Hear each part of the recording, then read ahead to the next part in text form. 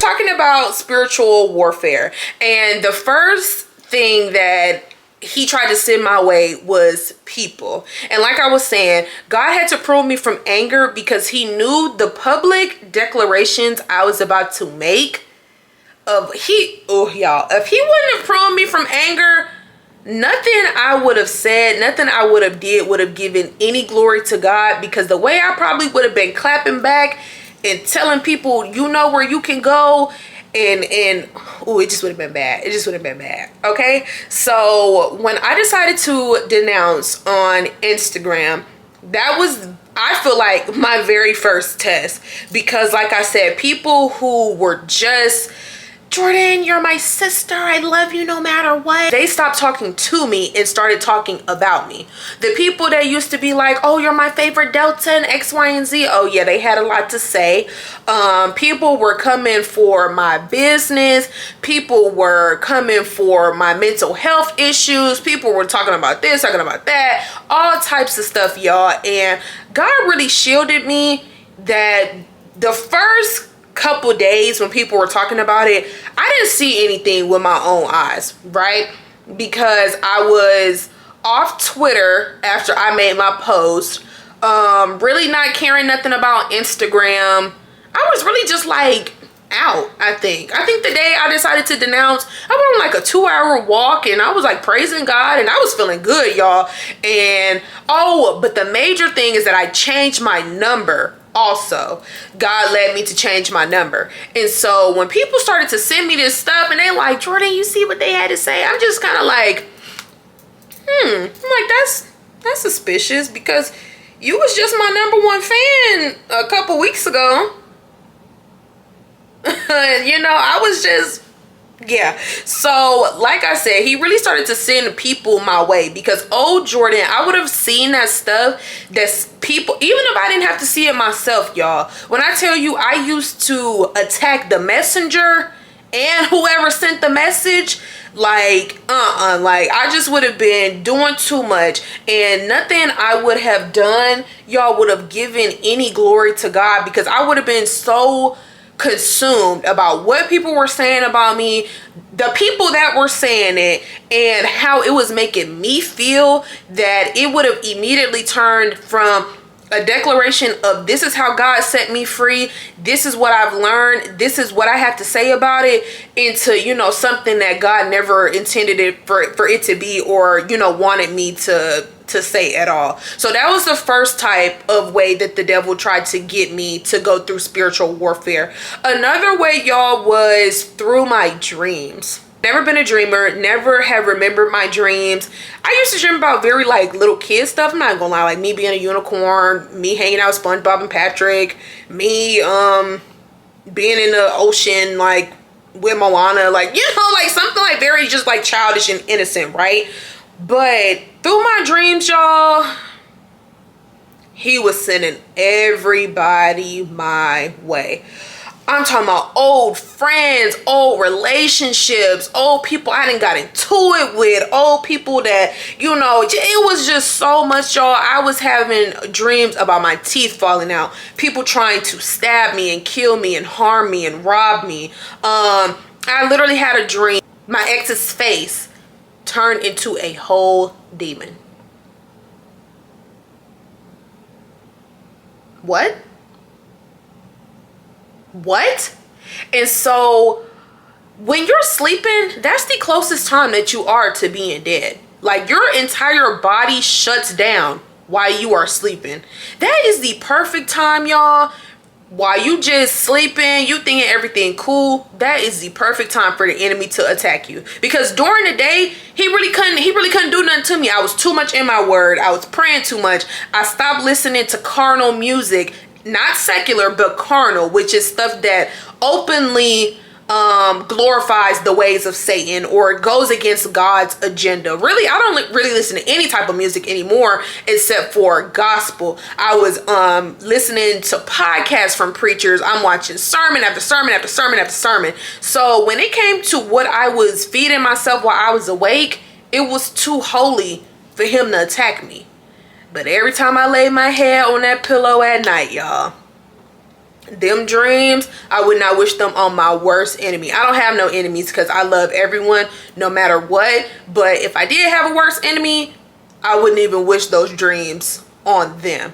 And so that was where I started to get attacked at the most when it came to spiritual warfare. And looking back, I can identify so many different spirits attached to what was being shown to me through my dreams.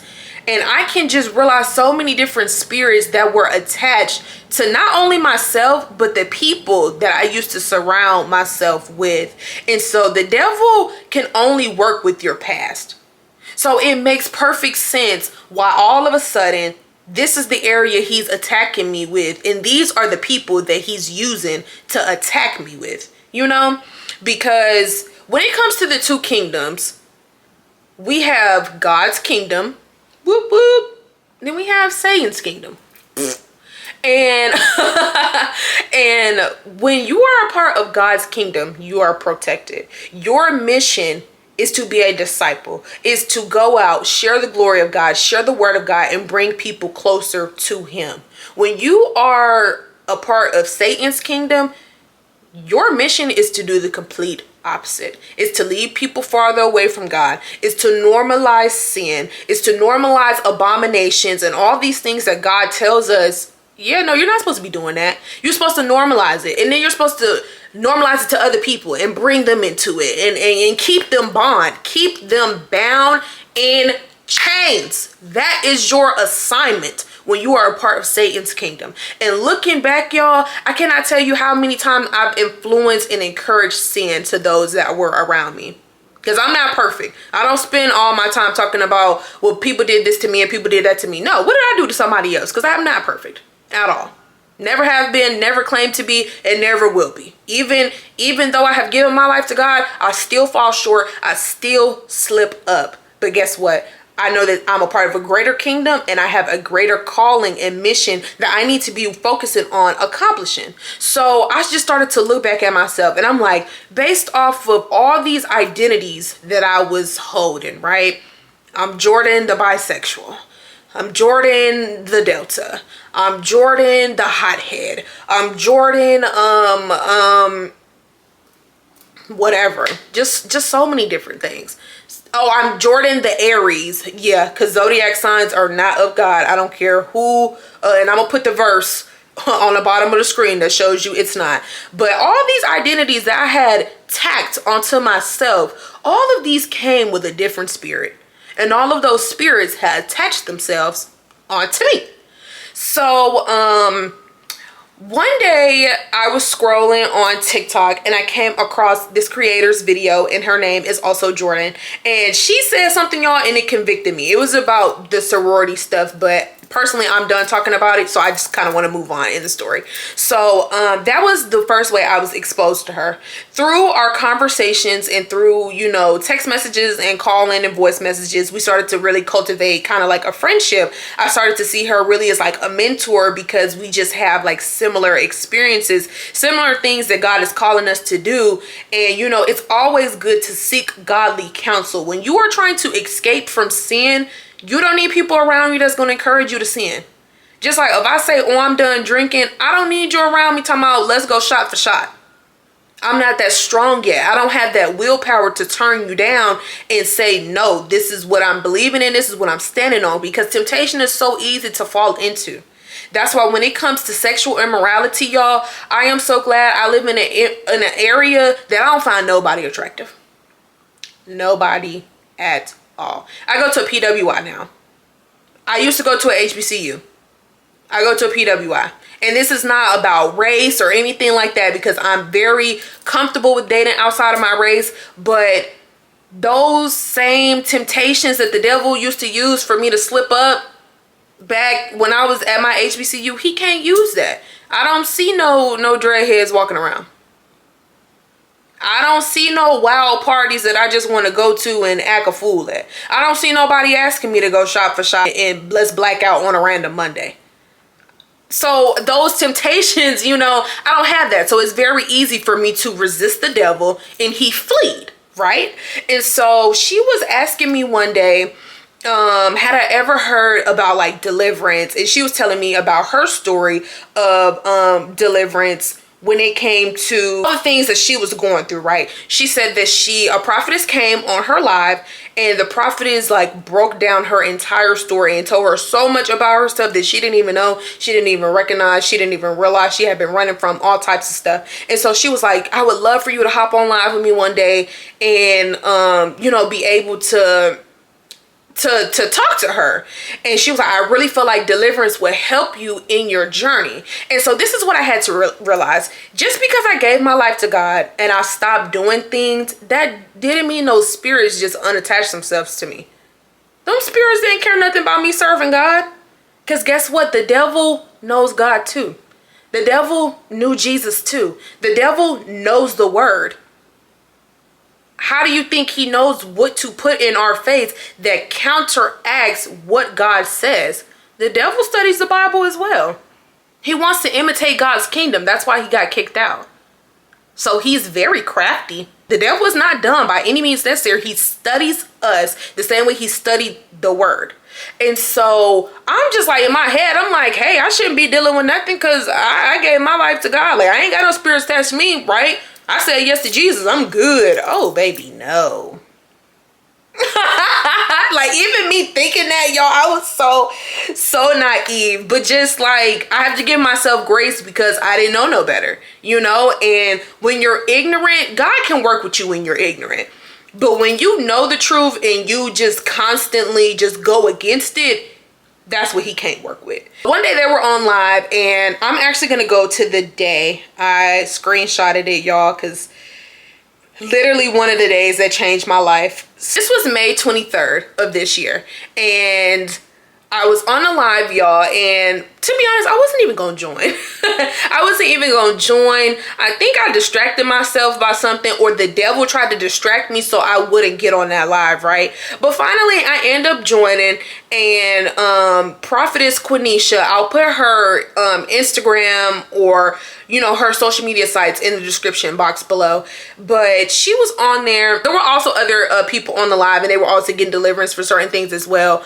But when it got to me, y'all, I don't know why I was I'm sorry, I don't know why I was so excited, because the way that my excitement went from here to here, and them tears went from here to on here, y'all, she wasn't even talking to me for like 5 minutes, and I was bawling my eyes out. And so the first couple things that she was touching on is me being exposed to homosexuality, and also my relationship with my birth mom. And so that's a very sore topic for me, talking about her. And I still remember the first thing she asked me, she was like, do you forgive your birth mom? And I was like, no. And she then explained, and I just love the way she was able, that the Holy Spirit was able to move through her, y'all. I did not feel condemned the entire time she was speaking to me. It truly felt like God was speaking through her to speak to me. And the way she started to explain to me that if I don't forgive those who hurt me, God won't forgive me, I had to take a step back, and I had to think about all the people who I was still holding resentment to. All the people who I will never get an I'm sorry from. But guess what? I forgive them anyways. And I pray for them anyways. And I know these are people who probably to this day, even when this video is up, if it ends up circulating, some of them will watch this and they will still use the same mouth to badmouth me. But guess what? I'm still going to love them. I'm still going to show them love. And so she was asking me also how I was exposed to homosexuality.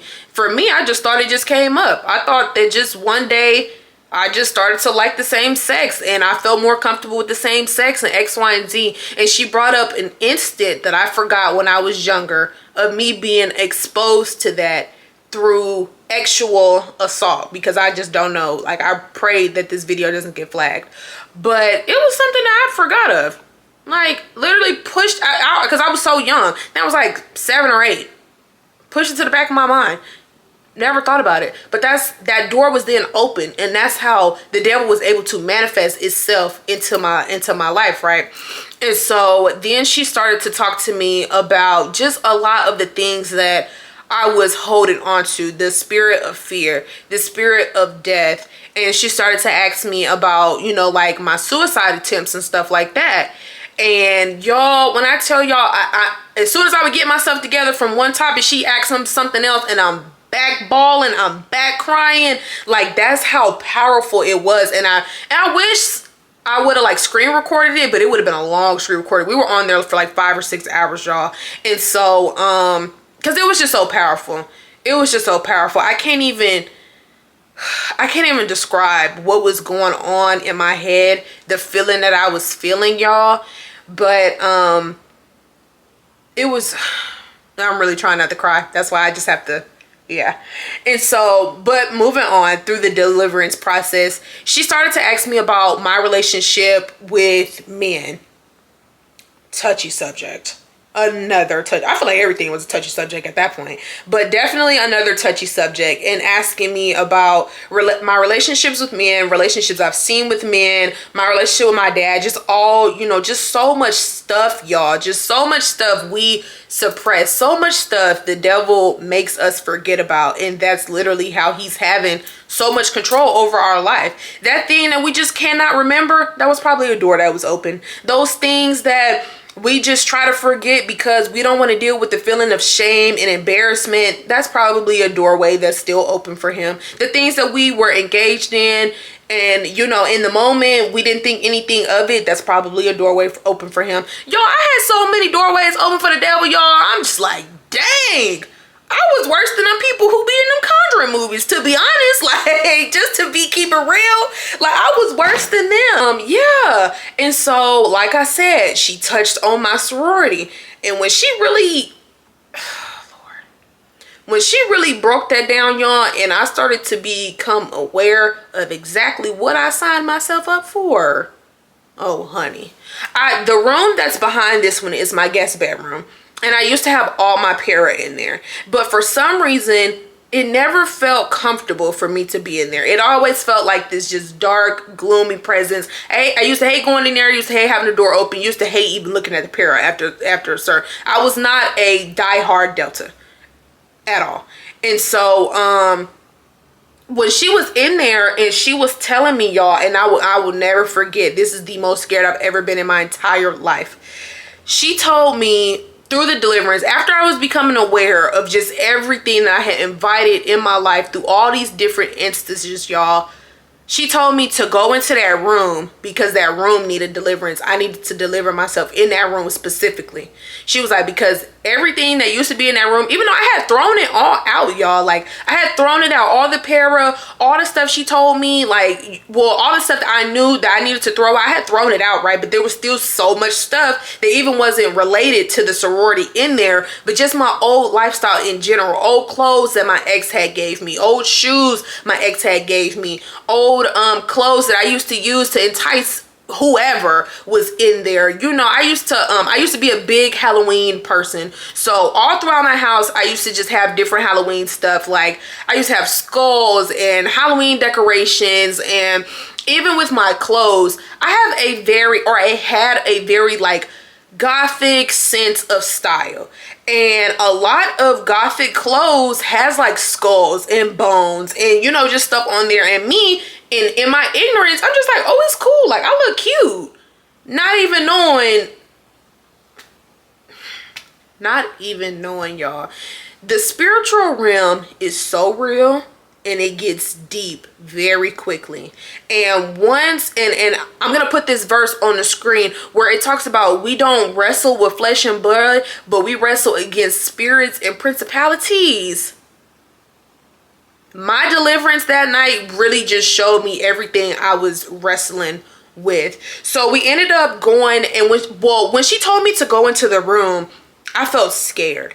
I felt fear. And for those who aren't on a journey or can't resonate with what I'm saying, that's absolutely okay. But for those that get it, it's a certain type of fear that you have knowing you're about to come face to face with your demon. It's like, say if you went through a really bad abusive relationship and you guys break up and you see that person out, it don't matter if it's 2 years later, 5 years later, 10 years later.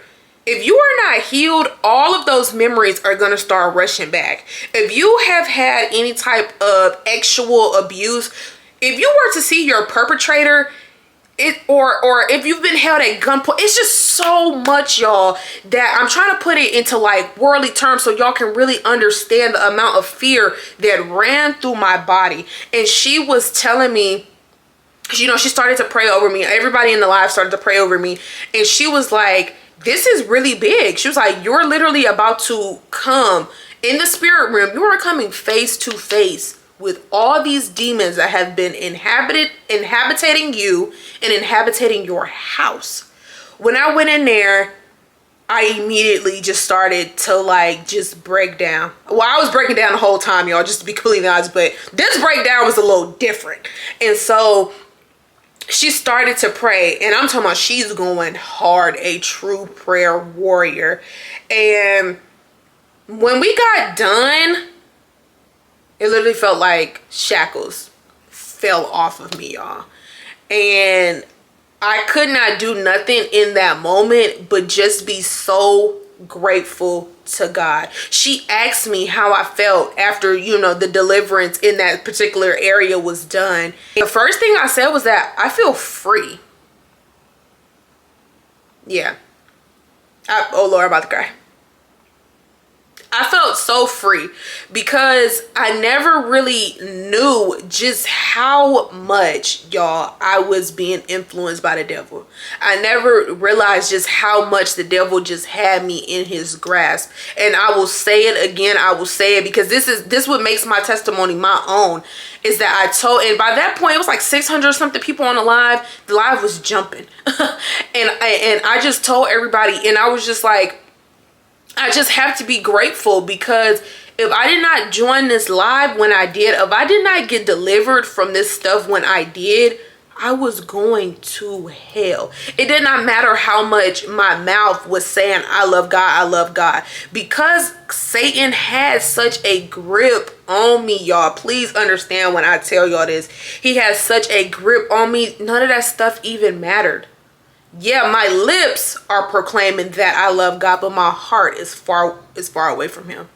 And so the next day, that was just a little bit of the stuff that the next morning I got up and I started to clean house, y'all. Anything, any portal that could have been open, anything that was still in my house that could allow any gateway to be open, I started to throw it away. And I had my worship music blasting. I was praying. I'm talking about I was asking God to cover me, cover my house, send his angels my way to cover me. God, deliver me from evil. That's literally what I just kept saying.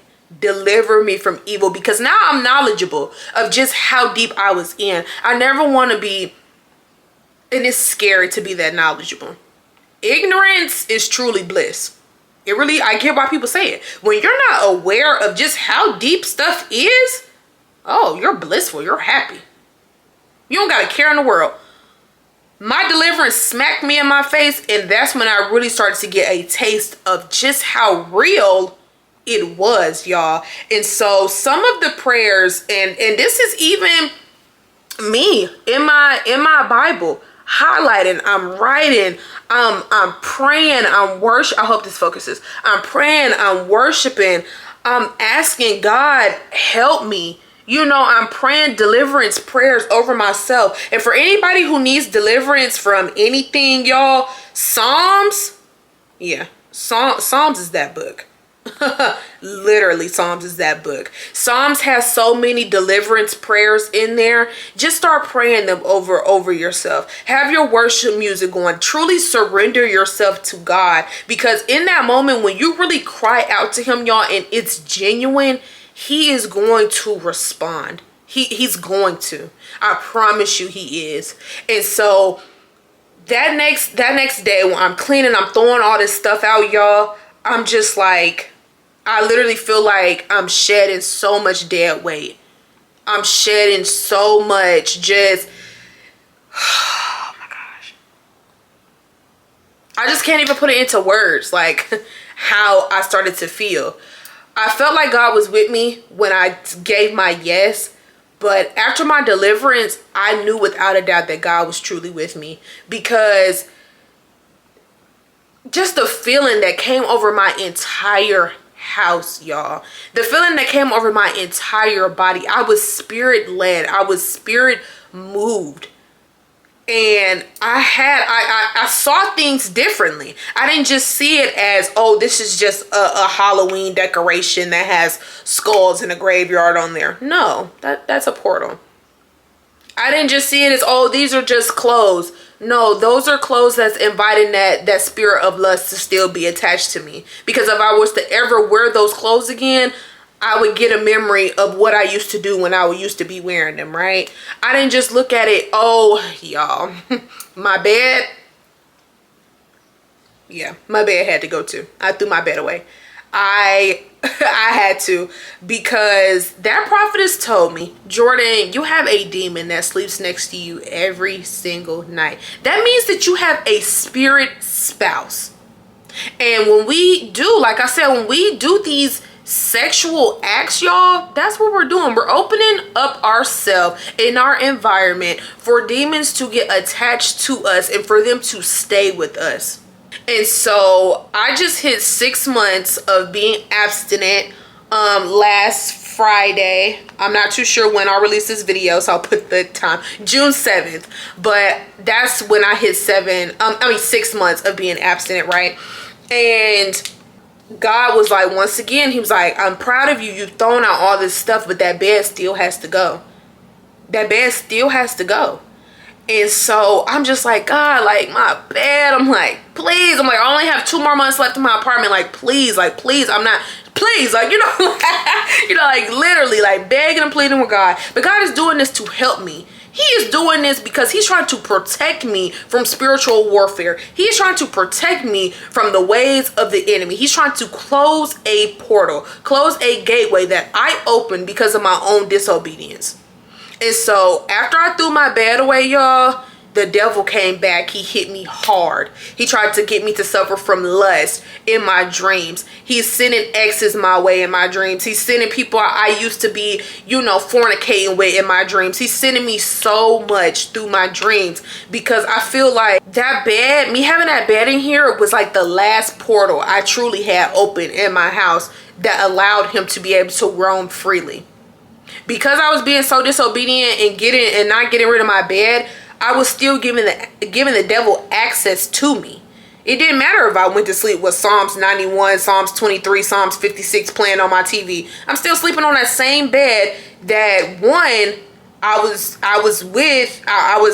living in sin, right? Just to be completely honest, and I had a person on that bed that God never designed for me to be with. So of course that bed right there in itself is a portway for the demonic. I can just tell when the devil is really mad, and because of what he tries to send my way in my dreams. But every single day, y'all, I get up, I rebuke, I renounce, I denounce all the things that the prophetess taught me how to do on that live.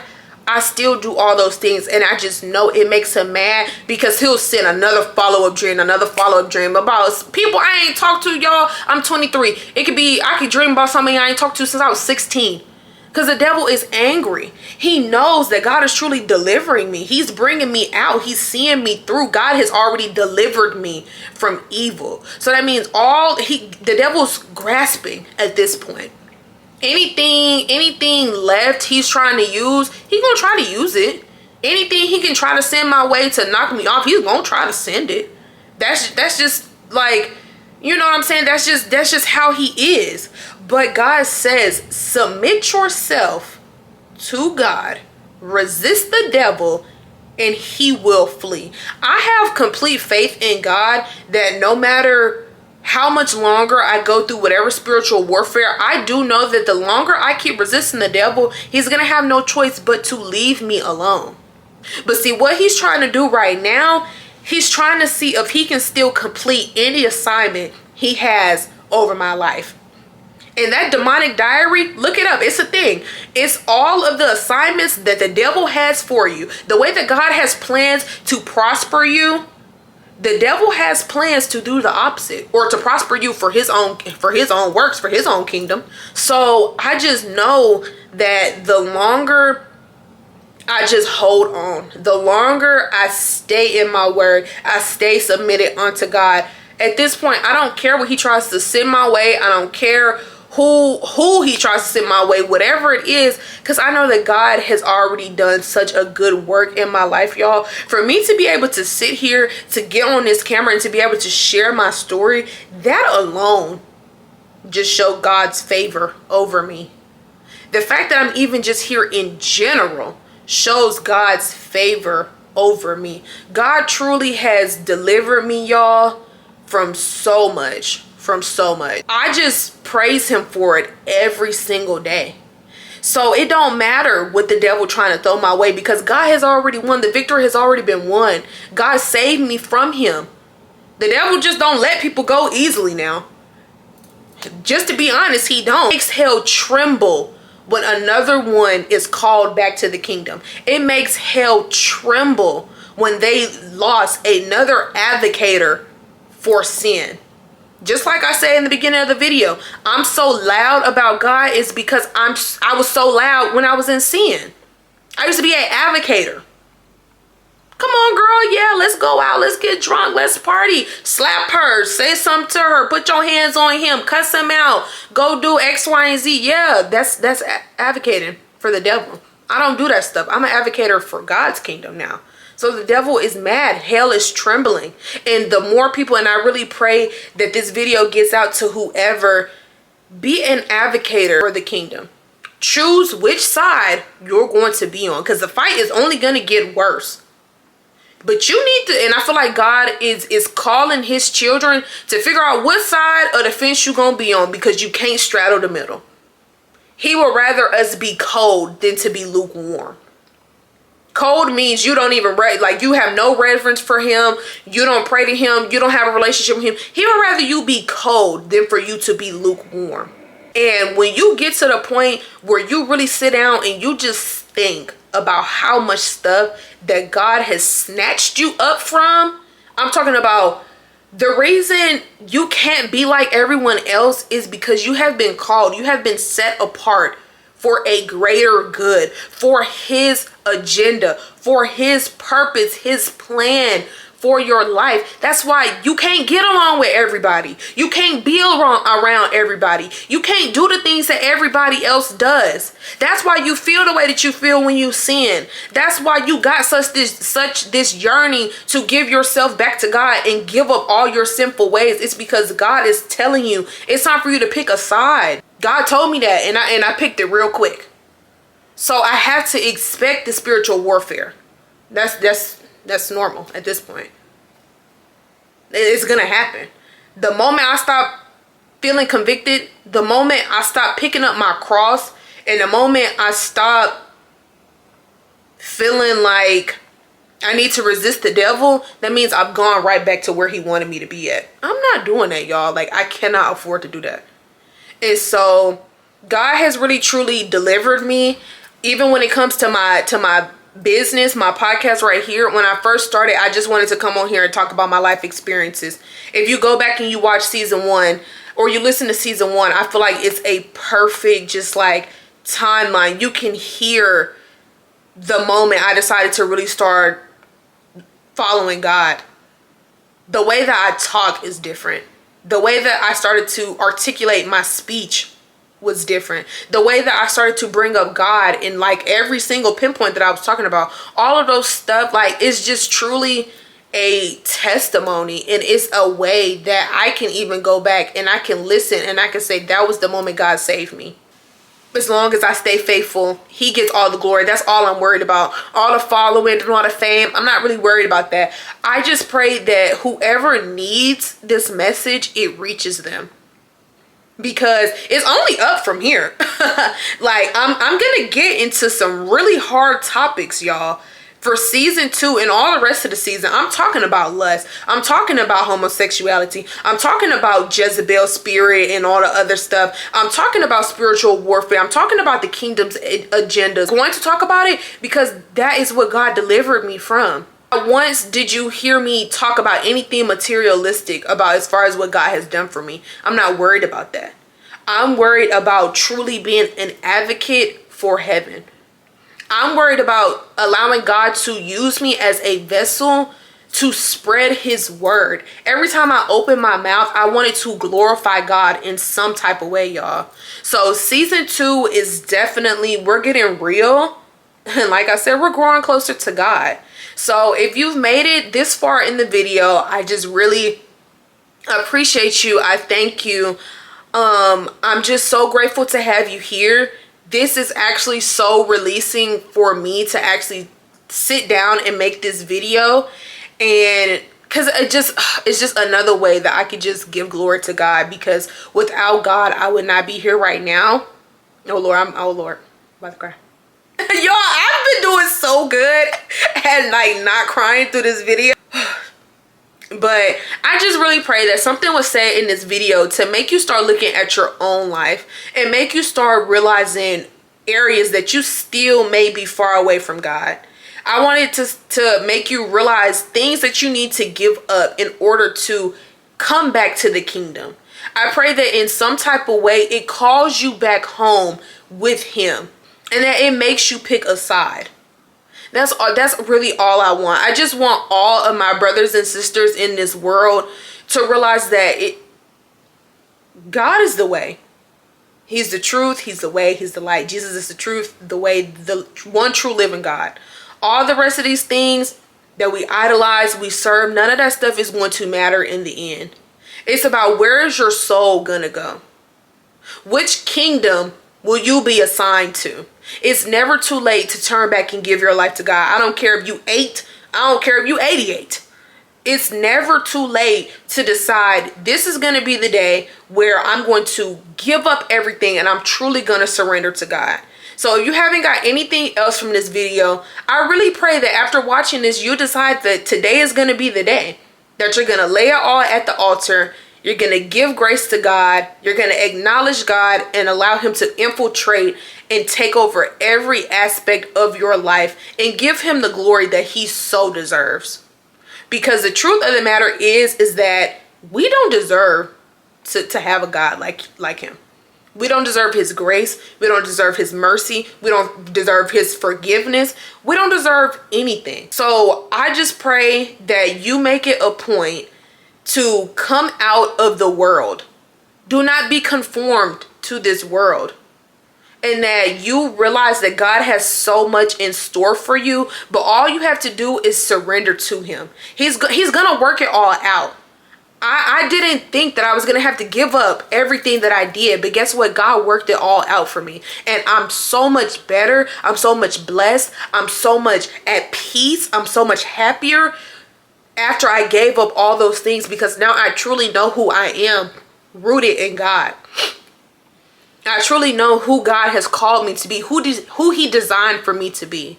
So like I said, I really appreciate you for watching this video. I hope you're ready, because we are diving in. I'm coming hard. I'm coming for your edges, your throat, your neck, your scalp, everything. And we're gonna keep it real, and we're gonna grow closer to God. Like I said, my name is Jordan Alexis, and this is Gazing Through the Haze.